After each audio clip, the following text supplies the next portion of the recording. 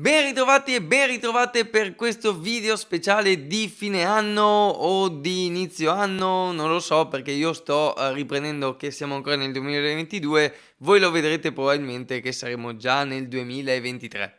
Vabbè, dettagli, ma la cosa importante è che è finito un altro anno e io mi ritrovo qui anche questa volta a complicarmi la vita cercando di stilare la mia personalissima top 10 dei migliori giocolieri e giocoliere del 2022. Una scelta difficilissima, assolutamente soggettiva e basata sull'insieme di vari fattori. Il senso di questo video, che non è una classifica, è quello di condividere con voi, quindi con chi segue da un po' il canale o con chi è capitato per caso su questo video, le mie osservazioni, impressioni e emozioni su quanto di bello ha fatto la giocoleria nel 2022, scegliendo appunto 10 fra le migliori o i migliori interpreti di quest'arte. Nella mia top 10 di quest'anno ci sono 5 conferme dell'anno scorso e 5 nuove entrate. Quindi direi di partire con uno dei confermati, Kellin Quinn. Penso possiamo concordare sul fatto che lui sia un must per chi ami la giocoleria. A mio avviso uno dei migliori content creator dell'anno, sia dal punto di vista dei nuovi trick e routine inventate, ma anche dall'altra parte per il contributo con vlog e tutorial divertenti. Un artista geniale, uno stile inconfondibile e devastante. Non lo nascondo, uno dei miei giocolieri preferiti di sempre. E ciliegina sulla torta, il suo ultimo spettacolo in coppia con Danielle Roubaré sembra essere proprio una bomba.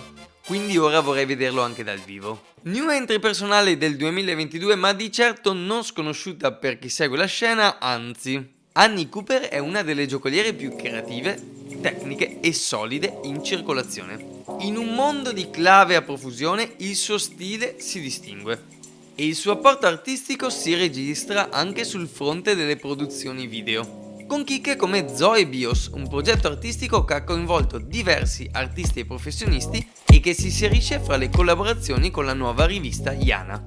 Per il team dei confermati, era abbastanza scontato, Kouta Ohashi. Prendete il tipico stile veloce, pulito, impeccabile giapponese. Unitelo ad una capacità sublime di ripresa e montaggio, cura maniacale dei dettagli, giocoleria come elemento estetico nell'insieme dell'inquadratura. Insomma, una figata. Trovate tutto sul suo canale YouTube dove anche quest'anno ha pubblicato numerosi video di qualità eccelsa. Prossimo. Parlare di Zack McAllister come new entry fa abbastanza ridere, dato che nonostante la giovanissima età sia uno dei giocolieri più conosciuti e apprezzati degli ultimi anni. Ma l'insieme di alcuni fattori mi ha portato a dargli il giusto riconoscimento e a fargli meritare una posizione nella mia top 10, come se ne avessi bisogno. Vabbè, oltre a produrre un sacco di contenuti di interesse e approfondimento, a partire dalla bellissima idea dei Juggling Awards, la cui seconda edizione uscirà fra qualche settimana, Joyride to Heaven è sicuramente il suo capolavoro del 2022. Un mediometraggio di 22 minuti curato nella ripresa, nel montaggio e ovviamente nelle creazioni artistiche. Ah, e quest'anno l'ho pure visto per la prima volta dal vivo al galà dell'EJC, nella sua prima trasferta europea. Vabbè dai, visto che siamo in tema di GC, faccio uno strappo alla regola e butto lì un'altra new entry. Fra le decine, probabilmente centinaia di performance che ho visto quest'estate, ce n'è una che mi è rimasta particolarmente impressa. Sto parlando dell'act portato all'open stage da Amélie Desgrandes. Una ricerca bella, originale, decisamente tosta tecnicamente, che mi ha fatto esaltare. Mi era già capitato di vedere Amélie in scena nel corso degli anni e devo dire che se ci aggiungiamo anche la sua capacità di gestione dello spazio e il suo bagaglio di trick niente male, la trovo una delle giocoliere più interessanti e promettenti. Quindi meglio tenerla d'occhio.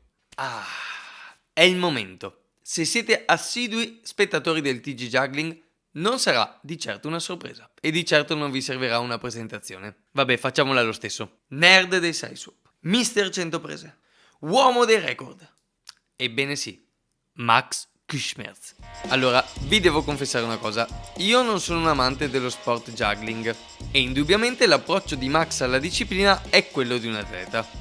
Ma l'impegno costante che questo ragazzo è riuscito a mettere nell'allenamento e i progressi incredibili che è riuscito a raggiungere meritano un encomio speciale.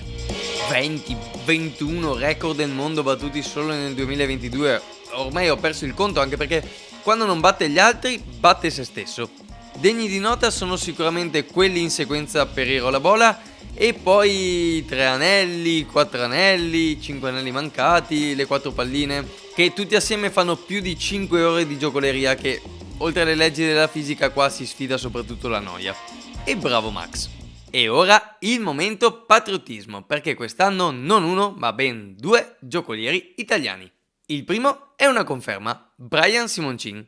E ci tengo a precisare che non è solo campanilismo, non è solo perché è veneto come me, ma perché quest'anno ha anche pubblicato un Trick of the Month per la IJA, mica bruscolini. Oltre ad essere uno degli account Instagram più prolifici per quanto riguarda trick con le clave. Che poi tra l'altro io non gioco nemmeno troppo con le clave, anzi, però ammetto che mi affascinano un sacco i video con le clave e quelli di Brian sono davvero belli.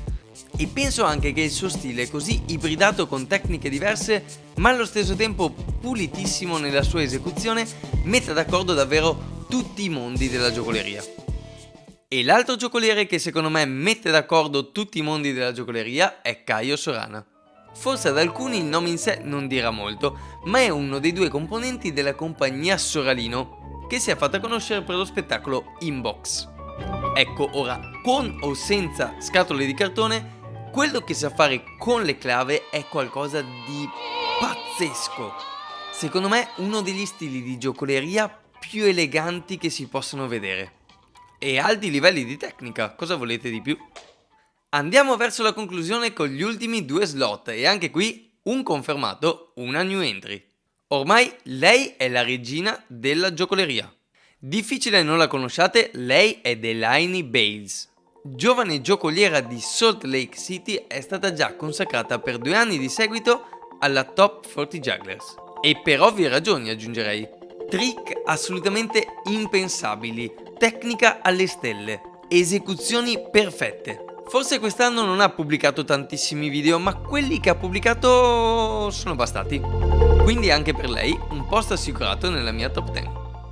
E infine concludiamo con l'ultima nuova entrata. Secondo me la vera rivelazione del 2022. I suoi video avevano iniziato a spopolare già l'anno scorso, quando non era nemmeno lui a pubblicarli perché non aveva un profilo. Ora il profilo se l'è fatto su Instagram e in un anno ha raccolto più di 10.000 follower. Sto parlando di Teton Juggler, all'anagrafe Joy Cronquist. Un giocoliere incredibile, i video che fa sono uno più assurdo e fuori di testa dell'altro. Già con lo Skagling avevamo toccato dei picchi pazzeschi, cioè delle cose mai viste, dei trick ultra difficili sugli sci, ok? E poi ancora pattinaggio sul ghiaccio, rollerblade, slackline, insomma qualunque situazione in cui una persona normale potrebbe uccidersi, lui la fa giocolando. Ecco, secondo me quello che ha offerto Joe quest'anno è qualcosa che rasenta il vecchio circo, cioè proprio quello stile assolutamente fuori dalle righe, freak totale, in cui venivano fatte delle cose inconcepibili. E lui secondo me è riuscito a fare questa cosa da altri tempi nel 2022. Va bene, lo ammetto, sotto sotto sono un amante della forza bruta. Non sono l'unico, visto che Joy Cronquist per la prima volta è entrato nella Top 40 Jugglers, anche se secondo me meritava un posto un po' più in alto. Ma sono sicuro che sarà l'inizio di una scalata.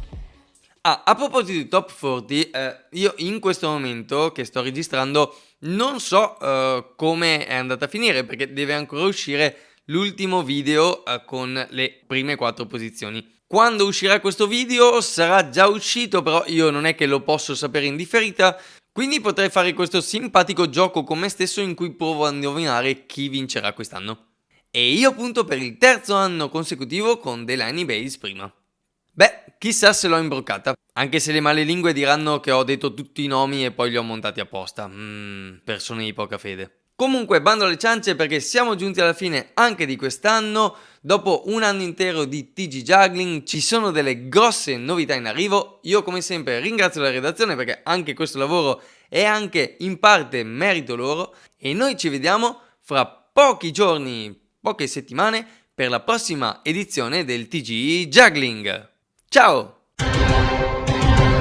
E secondo me quest'anno vince Zach McAllister. Che sia l'anno del ritorno di Wes Peden? Spencer Androli ha fatto molto bene quest'anno. Sarà forse lui?